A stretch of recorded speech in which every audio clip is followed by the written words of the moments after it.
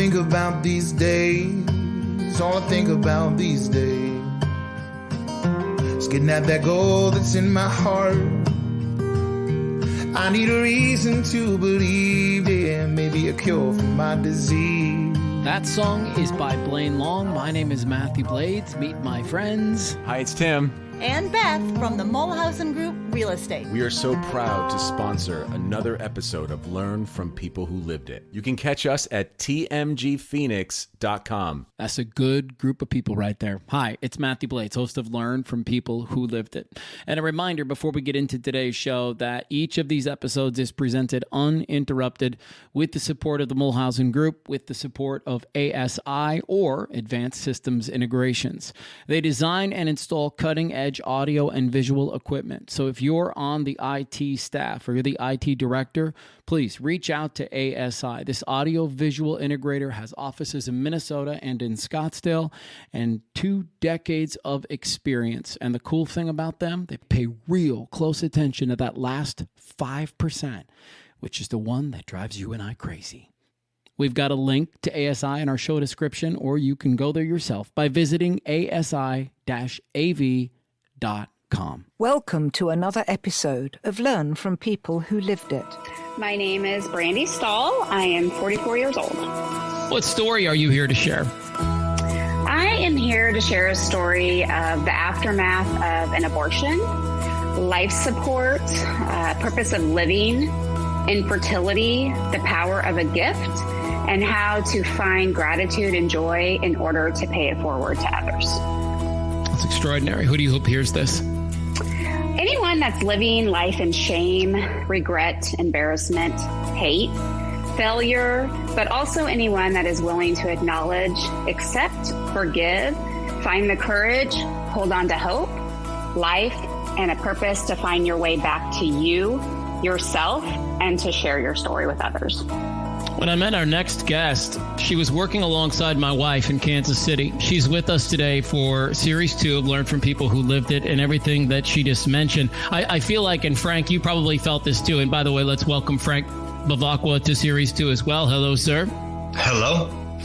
Didn't you feel like she's reading this thing about who she hopes hears this? And there was a lot that she said in those words, right? I was reading through that. There were a lot of things being said in that little statement alone. Didn't you feel that way?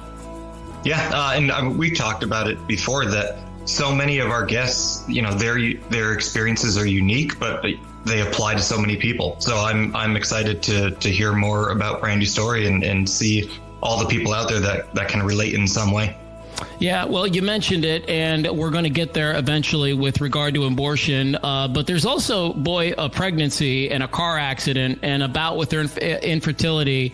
And so there's been all these little marks along the way, Brandi. But you know me, we like to start here on Learn from People Who Lived It with the first 10 years. It gives us a really good idea of who you are, what kind of upbringing you had. So can you sort of spell out the dynamic that you had in your home? Sure, absolutely. Grew up in the Midwest, about an hour north of Kansas City, born and raised. Lived there until I was about 21. Grew up middle class. Parents were great, married. They still are married. They've been married for 52 years. Have a sister and a brother, and everything was great. We weren't hurting for anything. What was the dynamic like in terms of mom, dad, discipline, freedom of choice, freedom of opinion, things like that?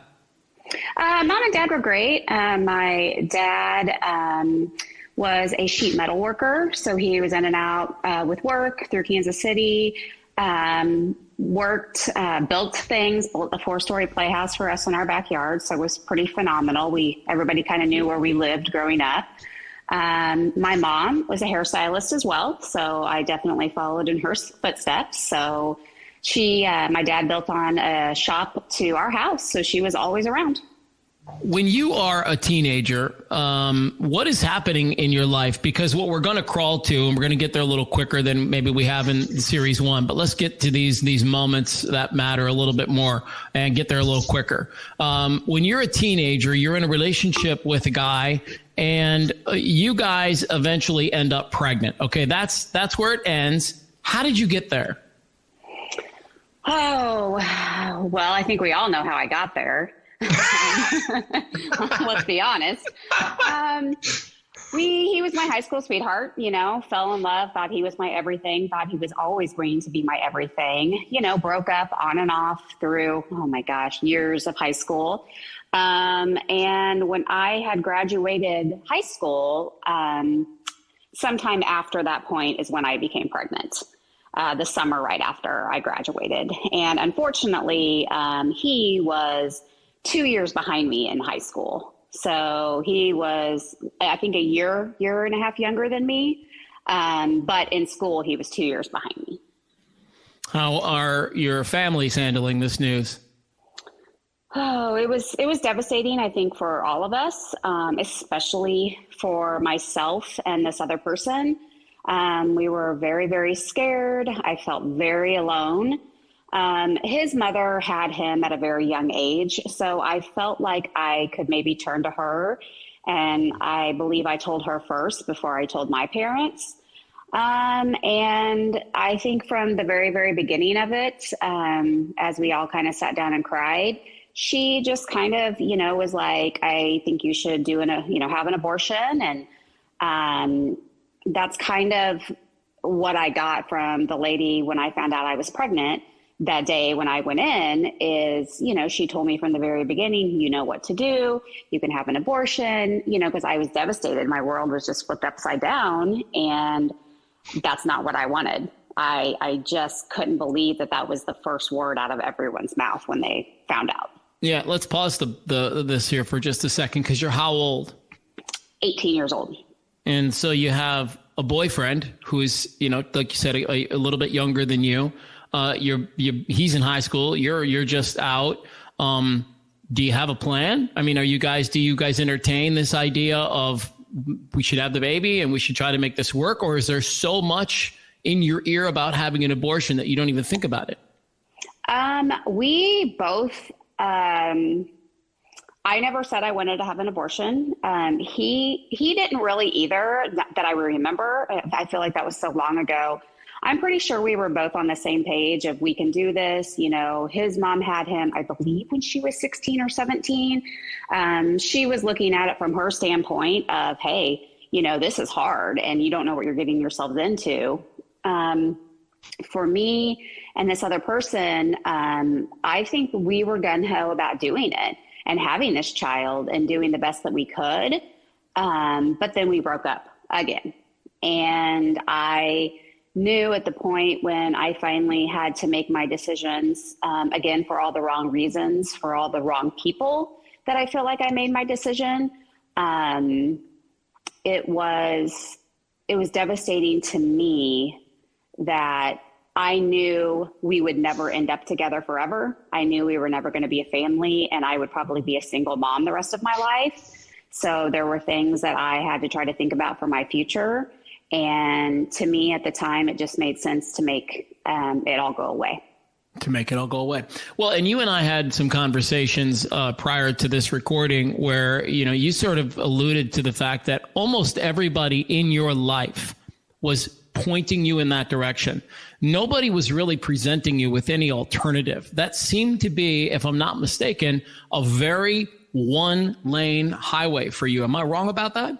Oh, no, that was everybody. I didn't tell a lot of people. I was very ashamed, very scared. I told, my parents, his parents, maybe a few very close friends that could maybe help me. But no, nobody. That was just like, what you can do to get out of it.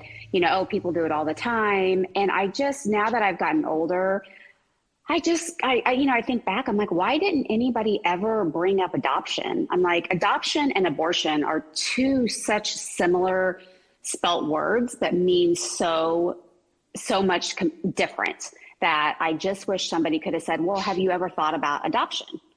And again, I'm 18. I'm not dumb. I could have thought about it as well, but I was so scared. And I'm not saying if I would have chose to do that my life would be great and I wouldn't have ended up in regret. But I ended up working with a girl that she had ended up having a son at 16, and she went on to adopt him out, and they had an open adoption. And here she is. It's a girl I worked with at the salon that I used to work at. And I was so envious of her because I was like, oh my God, how awesome is that?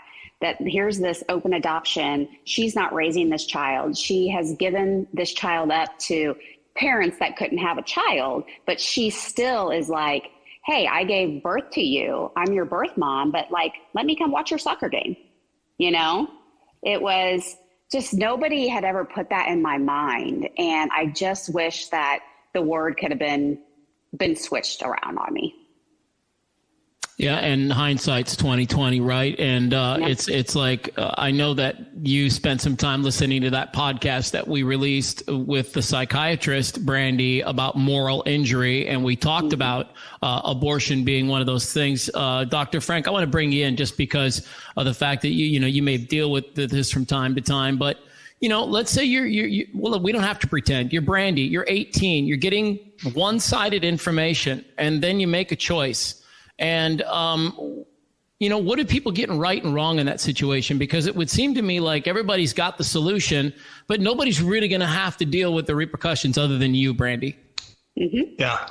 And it's so fun. Like, that's why advice is terrible. Because most of the time when we get advice from somebody, really, what most of the time they're telling us to do is what they would do if they were you, or what they think they would do if they were you. It is very, very rare that someone can kind of step outside of themselves, put themselves in your shoes and say, okay, given everything that you have going on, here are some options, or here's what I would do, truly if I were you. It is very, very rare. You can have best friends in the world, best family, best supportive family. And it is a very difficult thing to give advice for that person that's different than what you would do if you were in that situation. So like you had said, Brandi, that you went to your boyfriend's mother first because she was in that situation years ago, and you thought maybe she would be a good person to kind of start with. And it seems pretty obvious that her advice to you in that moment was based on maybe what she wishes she had done years ago. Right. It had nothing to do with you really at all. And that's why advice is so terrible. Yeah, I love that. How amazing is that? That should be the title of this podcast. Advice is terrible. That's great. Absolutely. Oh my God. Well, I mean, we're just 10 minutes in, Brandi, but I'm going to go ahead and ask the question right away anyways, and we're going to kind of stay here. But how many days of your life do you spend thinking about that decision? Well, for the next 18 years of my life, I've thought about it. I wouldn't say every day, but I would say it was always in the back of my mind. Couldn't let it go, couldn't quit thinking about it. When I felt like I needed to talk to somebody about it, especially the last probably year or two after, where I felt very lost, I would go to him. And he, kind of breaking up and getting back together for so often, he didn't understand. You know what I mean? I went to him because he knew what happened. I didn't need to explain myself. I didn't need to tell him how sad I was. He may have known. Sometimes I think maybe I just needed a hug. And then there was other times, like we're broke up. We're not going to talk about this. I mean, what else is there to talk about? What the decision I made is done. I can't undo that. And I had no one to really turn to. Can I ask you some personal questions about the experience? Sure. So when you have an abortion and you come home that day, what is happening in your body and your mind? Can you recall what you were feeling the first couple of days right after? I was very depressed. I do remember coming home that day. I'm still kind of doped up from being put under. I remember waking up very shamed the next day, thinking that it was all a very bad nightmare. But the sad thing is me being the 18-year-old girl that I was still praying that it didn't work. Because as an 18-year-old girl going into an abortion clinic, I'm an adult, so I'm the one reading the paperwork. I'm the one signing off on the paperwork. And there was a certain percentage of chance, I'm not quite sure, I'm not going to get the percentage right at the time, that this could not work. And I would have to come back again.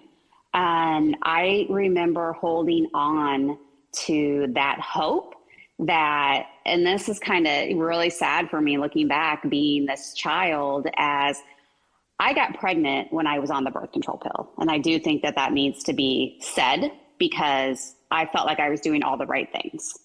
I did get pregnant on the birth control pill, and I thought, oh, there's this like 1% chance. I fell in that category.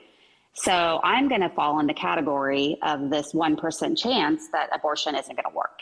So as I was being put under for the procedure, I was praying to God that it wouldn't work, and that I could, if it didn't work, then it was meant to be. And everybody that kind of said that I should have this, that I would prove to them, well, I tried. And that was kind of my first glimpse into, you don't gamble with God. It was a really good lesson for me. Brandi would get another lesson in gambling with God, but a little later on, right? And I want to march us closer to that next event in just a little bit. But let's stay here for just a minute longer, because you mentioned that you were depressed for a little while after this whole thing. And this is the part that I think is unique about our podcast, is that you, me, and Dr. Frank can sit here for a second and talk about that. So in that moment, you had just gone through this very traumatic experience. What was happening in and around your life? What were you going after? How were people supporting you? What could people have done differently? What could you have done differently? You've had time to think about those things now. So let's discuss that. Great question. I had a couple friends, like I said, at a young age that had kids. I kind of held on to them probably a little bit tighter to kind of help them with their children if I need to. I would babysit when they needed me to. I always worked. I always had a job. I was kind of wanting to go to cosmetology school. I didn't.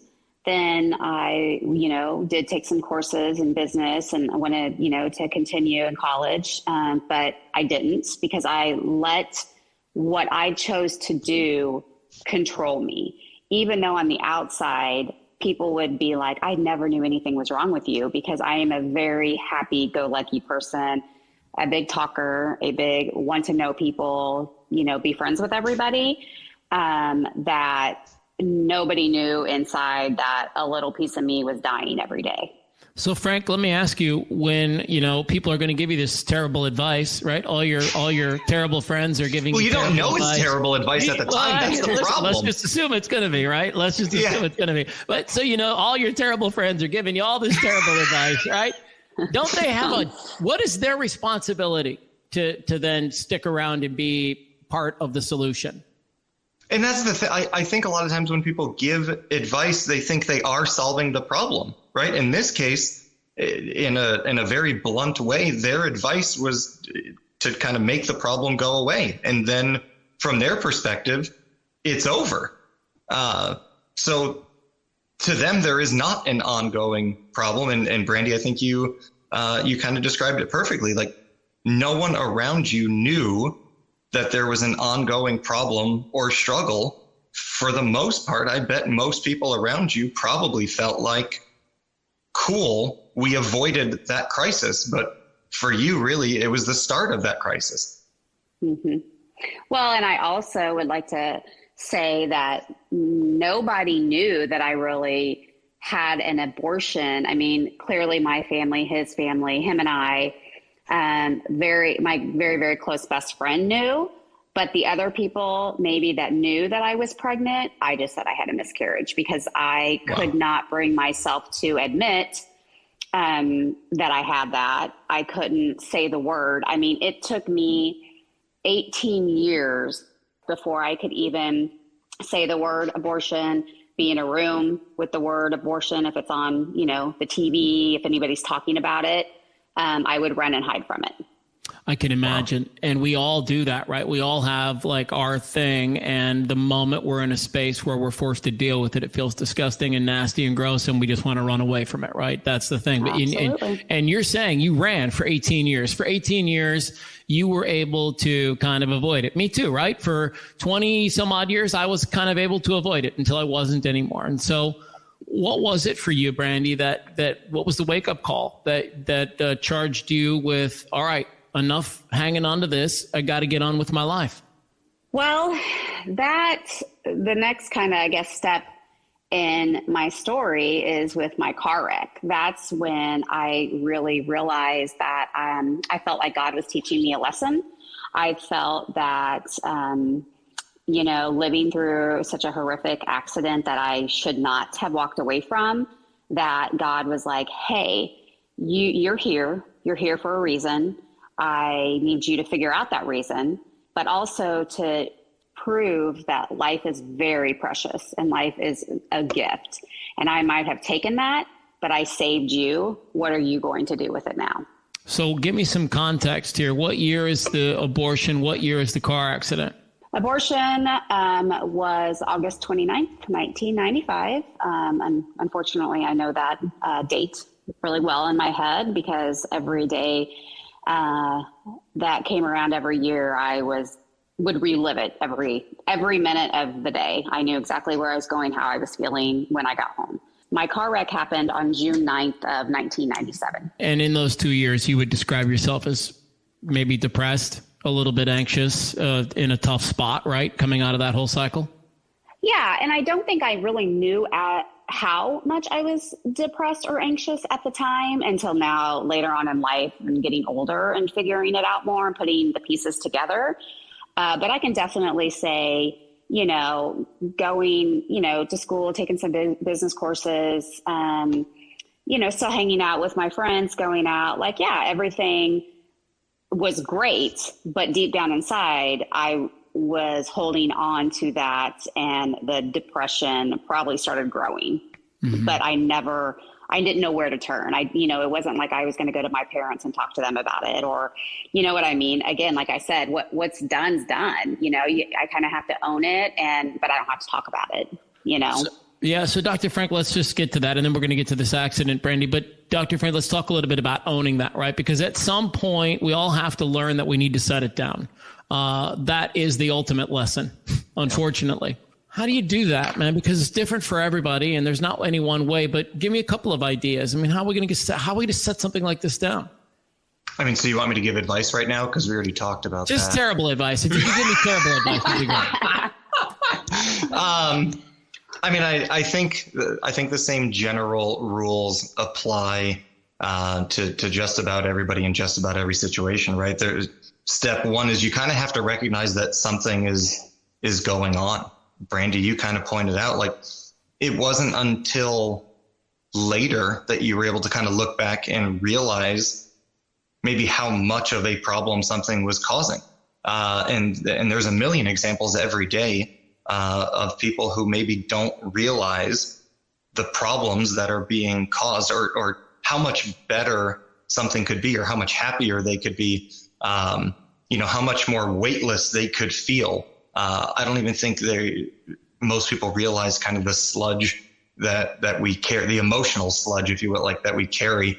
And if you don't recognize what it's doing to you, I mean, that has to be step one. And then you kind of have to figure out what you're going to do with it, right? And I guess somewhere along the way, we hope that either we figure it out ourselves. Brandi, in your case, it sounds like you're looking at that car accident as kind of like that was the wake up call, right? That was the announcement for you, if you will, or maybe part of it. Sometimes somebody close to us can recognize that we're not the same person that we used to be. We hope somewhere along the way one of those things happens, but we have to know that it's happening first before we're going to do anything about it. So right. Let's go to the car accident now. Since people are probably curious, it sounds like we're getting ready to talk about an awful accident, and we are, right? The year is 1997. It takes 5 unique individuals to save your life. You are unconscious for a period of time. Let's go back to that day. What's happening 30 minutes before the accident? Where are you going? What are you off to? What's the day like? So 30 minutes before, I had just graduated from this business course in NMA. I had started a kind of, not career, but I got my first kind of full-time job. My insurance had went up under my parents since I graduated. I started this job. I worked there a week and 1 day. Didn't have insurance until I was there 30 days. You'll just kind of find out little stuff like that. That's just the way my luck goes. So I'm always that 1%. So I was dating a gentleman at the time that lived in Kansas City, and I worked that day and I went home living with my parents, kind of freshened up, changed because we were going to go out to dinner. I hit the highway. I had about an hour drive to Kansas City, and for some reason that day, I've always had these really crazy intuitions. I've always felt really weird things. My husband kind of thinks I'm a freak at times because I feel like I can, not read the future, but I feel things. Well, I love freaks for what it's worth. Freaks are my favorite. That's why we get along great. Are my favorite. So something that day just told me not to go. I was very excited to see him, so that did not stop me. Unfortunately, I can say I speed probably a little bit too much. So that day I decided just to go the speed limit. I don't know why, but I did. I don't remember any of this car wreck at all. I've been told by plenty of doctors that I probably will never remember what happened because the brain is a wonderful tool to block out bad stuff that has happened to you. But I've also had a doctor tell me I could maybe remember it 2 years, 10 years, 20 years down the road, maybe bits or pieces. And I'm not going to lie, there's some times where I drive by that spot and I dig deep and I want to remember because I want to know how I felt in the moment of what was happening. Have you ever been in a car accident, Frank? I would call them a couple fender benders, but never like a real, yeah. Yeah, Brandi and I talked about this. When I was about that same age, I had a head-on car accident and the same kind of thing where I got knocked out. I don't remember any part of it.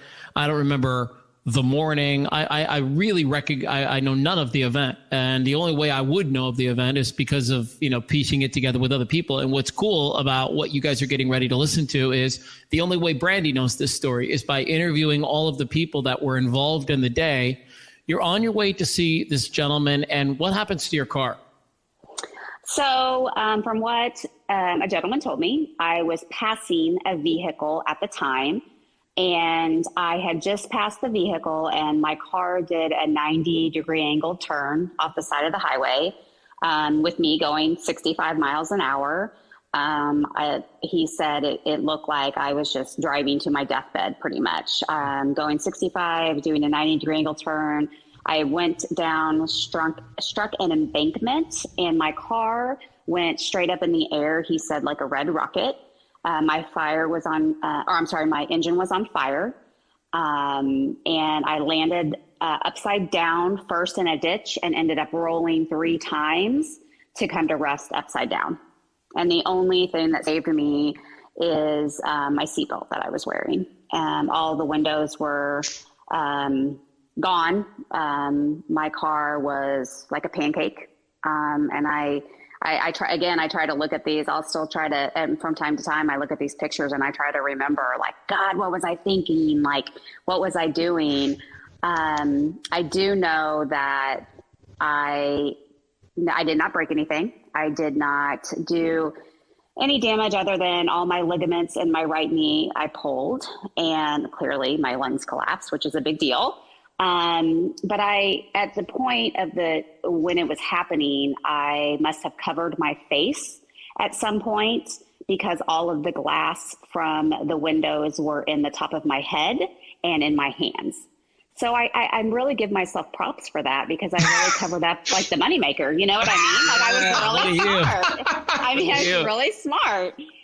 So I definitely, I have got a lot of scars to prove that one, but I don't remember whatsoever how I felt that day. Now, here's what gets cool. We have 5 people that are about to enter your life. You've referred to them to me as the 5 angels.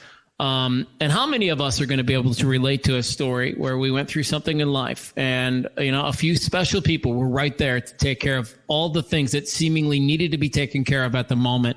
But yours has obviously got a lot more urgency to it. So your car is upside down. You've rolled 3 times. You're on fire. What's going on next? So there was a gentleman and his son. This was summertime. So his son was with him. He was a truck driver. So he was heading back up north from Kansas City. He had seen the whole accident. He had stopped because all truck drivers have a fire extinguisher. I did not know that. Apparently they do. So he stopped. He saw the fire that was happening. He ran across both highways to put my fire out, as another gentleman had enough guts and courage to climb inside my car, hanging upside down. They thought, everybody that stopped, they said the highway just kind of came to a complete stop, everybody who's seen it.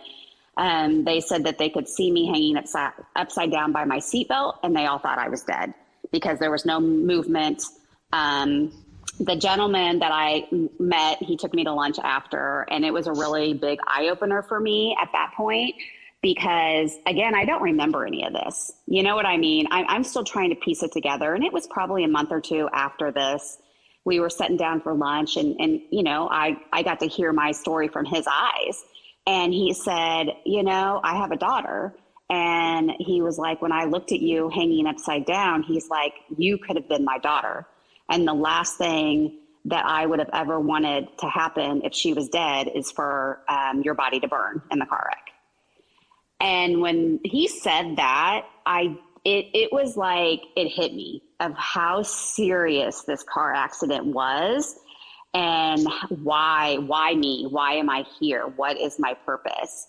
That's when a lot of that hit me of like trying to find my way in this world. After that. Well, yeah, I can imagine, we alluded to the 5 angels, and so I'll close that chapter really quick for everybody and then we can move on. But, that first guy came and he puts out the fire. The second guy is the one that takes you out of the car. The third guy comes in your life and it does CPR. And then somebody else comes in and calls 911. And then who's the guardian angel? So this is kind of a crazy story that you kind of have to follow. The gentleman that resuscitated me on the side of the highway, he was a young guy, probably my age at the time, I'm not sure. He was in college, going to nursing school, medical school at the time. He just happened, him and his friends were going to Kansas City, happened to see the car wreck and pulled over to see if I needed any help.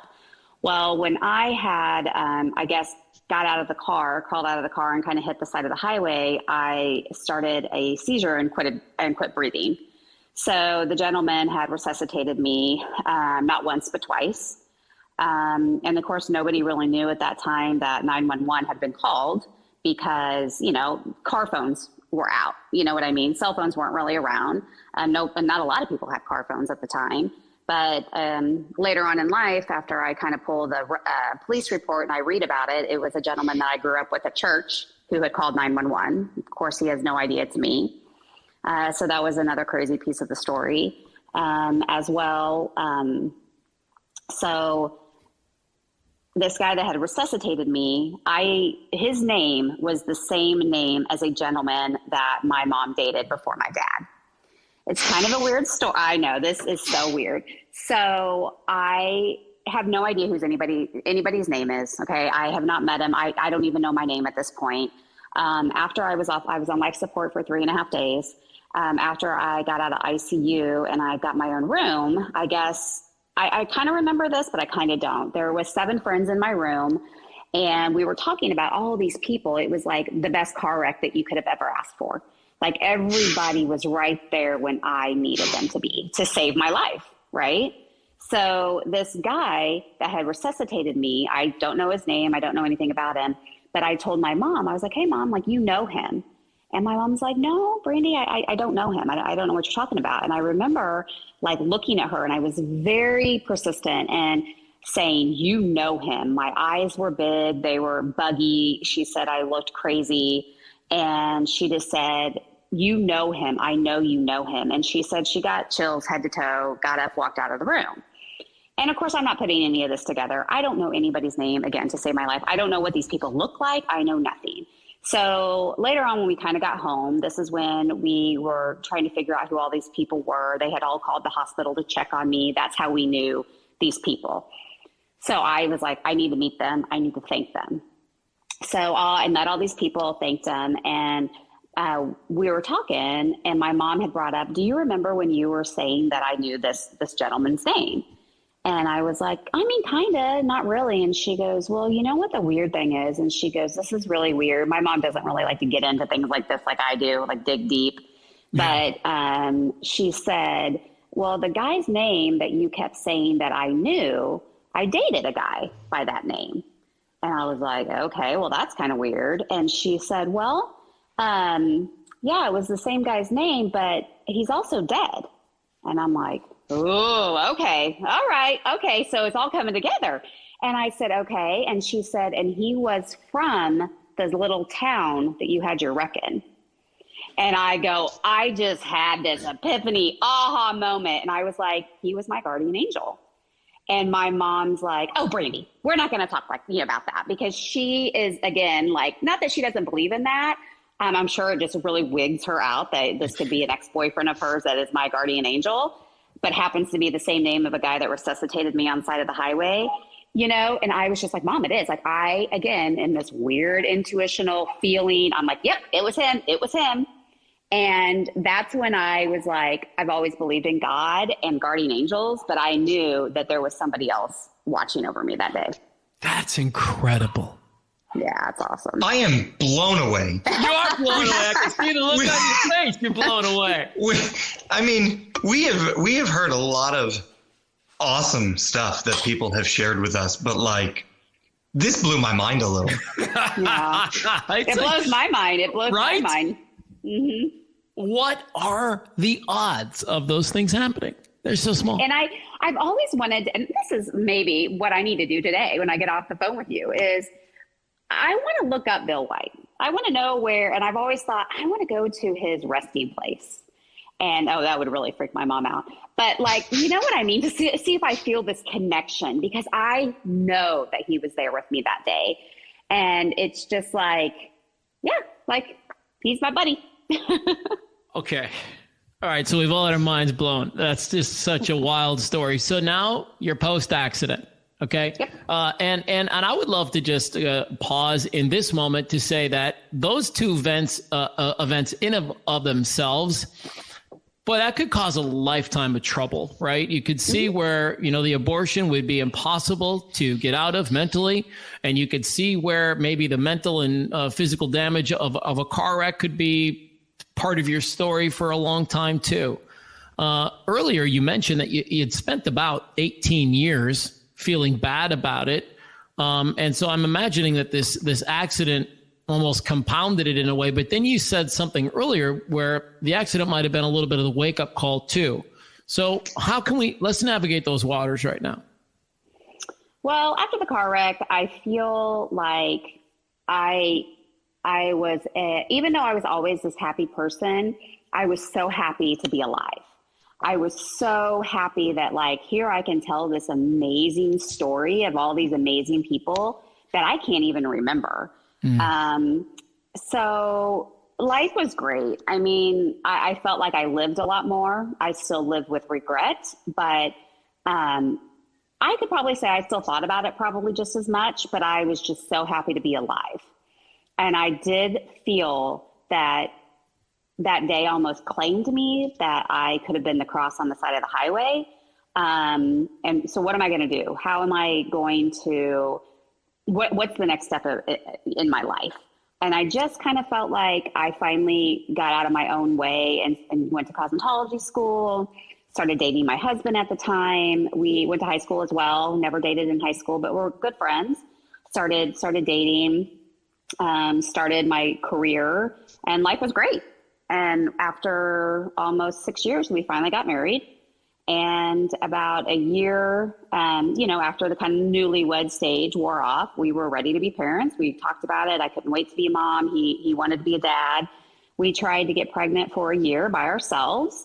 For some reason, I kind of felt that I would have a hard time getting pregnant, even though I did get pregnant on the birth control pill, because I ended up with pretty terrible menstrual cycles. I had endometriosis. I didn't know what stage it was at. I just knew I had it because of the way I felt, but never was actually medically diagnosed. So about a year after trying, we ended up in the dreaded infertility world. That seems like a great place to hit the pause button on part 1 with Brandi here on Learn from People Who Lived It. If you're ready and eager, you can go ahead and get started on the second one right now. If not, we'll see you next time around. Thank you for listening to Learn from People Who Lived It. She bit my heart, she didn't break it. Well, she took a big bite, said it tastes like bacon. Lips like Presley, moves like Elvis. You forget about your heart when she shakes her pelvis. Hey. Oh, we got nights to dream and wings to fly. Still young, but not tonight. I wouldn't have it any other way. We got gravy boats and mortgage payments. It's been so long since I've seen the rain. It's where I'll be when I die. It's where I'll be when I die. We got nights to dream and wings to fly. We're still young, but not tonight. I wouldn't have it any other way. We have 3 goals with Learn from People Who Lived It. 1. To help you feel less alone. 2. Encourage you to seek out a coach, a therapist, a church, anyone who can help you get through your journey and find some healing. 3. When you're ready, share your story with us.